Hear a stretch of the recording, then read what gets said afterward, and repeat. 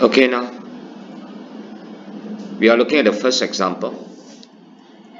So now this example here, okay, a Carnot cycle is conducted on steam as follow. The the evaporator produces dry saturated steam at 10 bar. The evaporator that they refer here is the boiler. Okay, so the boiler produces dry saturated steam at 10 bar. Okay, and then the steam is expanded reversibly and adiabatically in a turbine to 1 bar. Then the exhaust steam is partially condensed and then compressed back to 10 bar. As a result of the compression, the wet steam is changed completely into saturated water. So part A, they ask us to assume the flow rate, that means the mass flow rate, as 1 kg per second throughout, and determine the condition and steam and the specific enthalpy at each point in the cycle. Then calculate the energy transfer for each stage, and then show the efficiency is correctly predicted by the expression of 1 minus TL over TH. So first thing is you have to draw the TS diagram for the Carnot cycle. So the saturation dome, TH and TL. So the TH, now see here everyone, the TH, that is the higher temperature. So they have given us the boiler pressure 10 bar, and then the condenser pressure or the turbine exit pressure or the condenser pressure is 1 bar. So you should have 2 temperature limit and 2 pressure limit here on me. So the first one is this pressure here 10 bar, and then the next pressure here is this, that should be 1 bar. So by referring to your property table of 1 bar and 10 bar, okay, so beside the pressure column from your property table, you will be able to see the saturation temperature. This is the saturation temperature, that is the boiling temperature. Based on 1 bar, you have 99.6.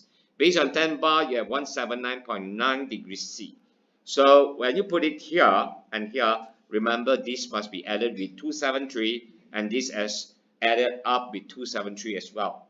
Then based on that 2 pressure, that 2 row, you can see, okay, the property of enthalpy, HF, that is the enthalpy for saturated liquid at 1 bar, 417 kilojoules per kg.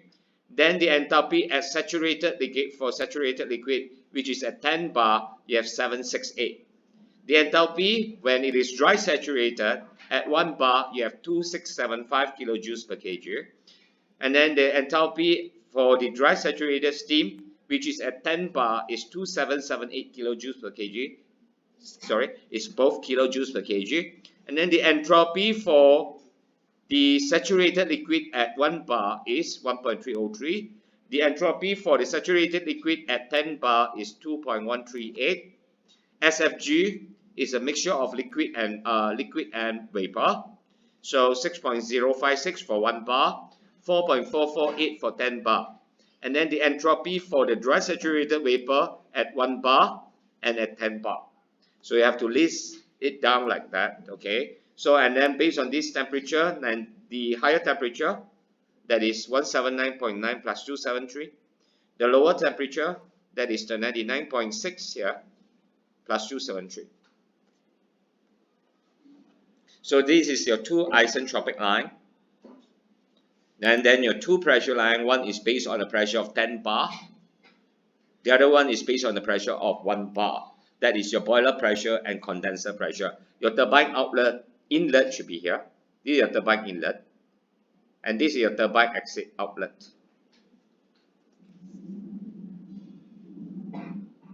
So you have 0.1234 here. Okay. So now, from this,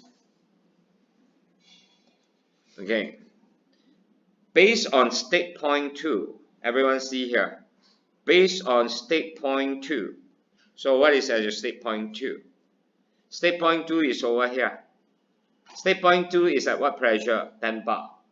And what is the condition of the steam at point 2? The condition of the steam here is dry saturated. Dry saturated at 10 bar. So at 10 bar, that is this row here. This is 10 bar.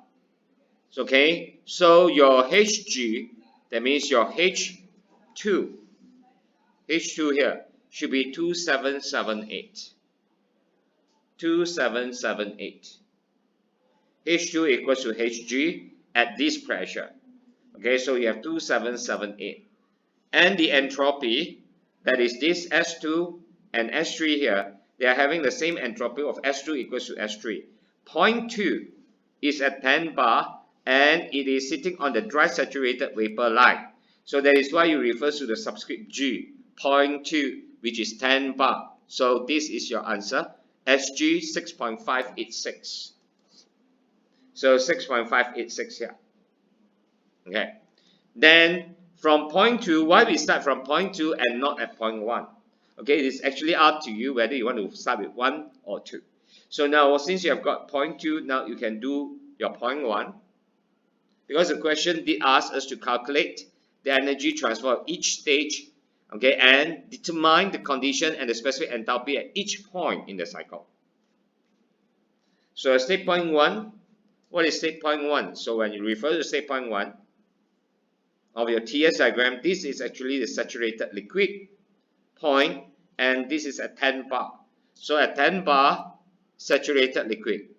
The F here refers to saturated liquid. So you have 768 for H1. And then you have 2.138 for S1. Okay? Now then you move to state point 3. So your state point 3 is this. Your state point 3 here is wet vapor. So wet vapor, remember we have to use formulas of this here. Here. This is your this is your entropy first. Entropy S2, and this is your SF plus X SFG. Okay, so your point 3 is where? Your point 3 is on the pressure 1 bar. So pressure 1 bar, that means you should be referring to this row. So if you want to find the SF, is this 1.303. SFG 6.056. So and then we know that S2 equals to S3. And then we have already found out S2 is 6.586 based on this pressure here. This one is SG. So it's 6.586, which is also equals to S3. So 6.586, which is also equals to your S3. And this should be your SF at 1 bar. And this should be your SFG at 1 bar. 1.303, 1 bar. Okay, 6.056, 1 bar. So you see here. And this. So from this, you can find out your dryness fraction, which is low quality. Why is low quality? Because it is lower than 0.9. So this is dryness fraction 0.87. So then after determining the X or finding the X, you can use your enthalpy for wet vapor.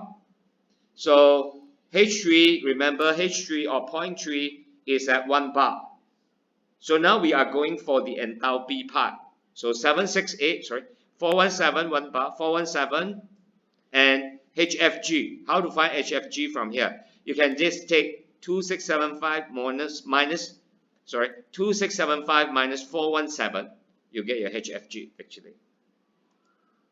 Actually, you got this 2258. That is HFG. 417. Then you can find out your H3. Then state point 4. What is state point 4? Yeah. Okay. It is actually your vapor and liquid mixture. Okay. So saturated liquid 1 bar. Okay, 1 bar. Okay, so you have this. Again, your dryness fraction, you found out that dryness fraction is 0.14. Why is so low? Because it is very close to the X equals to 0 line here, your 0.4. So you have found out your S1 as well. So S1 equals to S4 and is equals to X, SF4 plus X SFG4. Okay, so 4 is at 1 bar. Okay, so you have this everything here. Then you can find out the dryness fraction. Then resubstitute your dryness fraction into your enthalpy formula. Then you can find out your enthalpy at 0.4 is 733.12. So after that, put everything in. Then you can find out heat supply, heat rejected, work in, and work out.